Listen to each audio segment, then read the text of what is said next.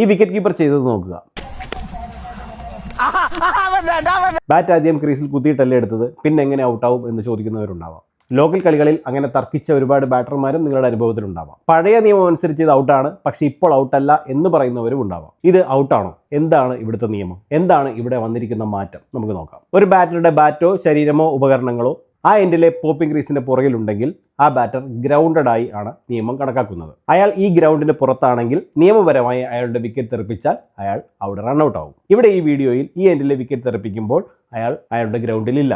അതുകൊണ്ട് തന്നെ അയാൾ അവിടെ ഔട്ടാണ്. അയാൾ അപ്പോൾ അവിടെ റൺ അറ്റംപ്റ്റ് ചെയ്തോ എന്നുള്ളത് റൺഔട്ടിന്റെ കാര്യത്തിൽ പ്രസക്തമായ ഒരു കാര്യമല്ല. ഇനി ചിലർക്ക് ബോൾ അവിടെ ഡെഡ് ആയില്ലേ എന്നൊരു സംശയം ഉണ്ടാവാം. ബോളിംഗ് സൈഡും ബാറ്റിംഗ് സൈഡും ബോൾ ഡെഡ് ആയതായി അംഗീകരിച്ചു എന്ന് ബോളേഴ്സ് ആൻഡ് അമ്പയർക്ക് തോന്നിയാൽ മാത്രമാണ് അമ്പയർ ആ ബോൾ ഡെഡായി പരിഗണിക്കുന്നത്. ഇവിടെ ഈ വിക്കറ്റ് കീപ്പർ ആ ബോൾ പ്ലേയിലുള്ളതായാണ് കണക്കാക്കിയിരിക്കുന്നത്. അതുകൊണ്ട് തന്നെ ഈ ബോൾ ഇവിടെ ഡെഡ് ആയിട്ടില്ല. ഇനി മറ്റൊന്നാണ്, ക്രിക്കറ്റ് നിയമത്തിൽ വന്ന മാറ്റം പലരും ഇവിടെ ആയുധമാക്കുന്നത്. ശരിയാണ്, ക്രിക്കറ്റ് നിയമത്തിൽ ഇവിടെ ഒരു മാറ്റം വന്നിട്ടുണ്ട്. 2017 മറ്റോ ആണ് മാറ്റം വന്നത്.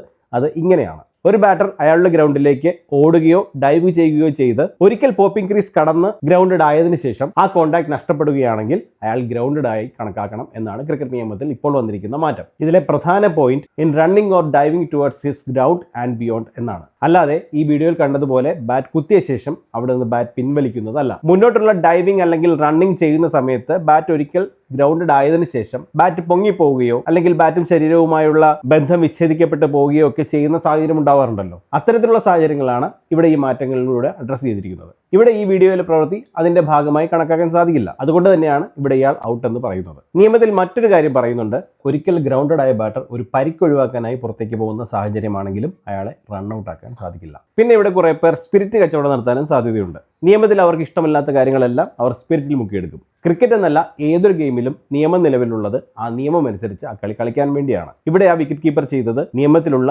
നിയമം വഴി അനുവദനീയമായ കാര്യമാണ്. ഇതിൽ സ്പിരിറ്റ് ചേർക്കേണ്ട യാതൊരു കാര്യവുമില്ല. അയാൾ ചെയ്തത് വളരെ ഫെയർ ആയ ഒരു കാര്യമാണ്.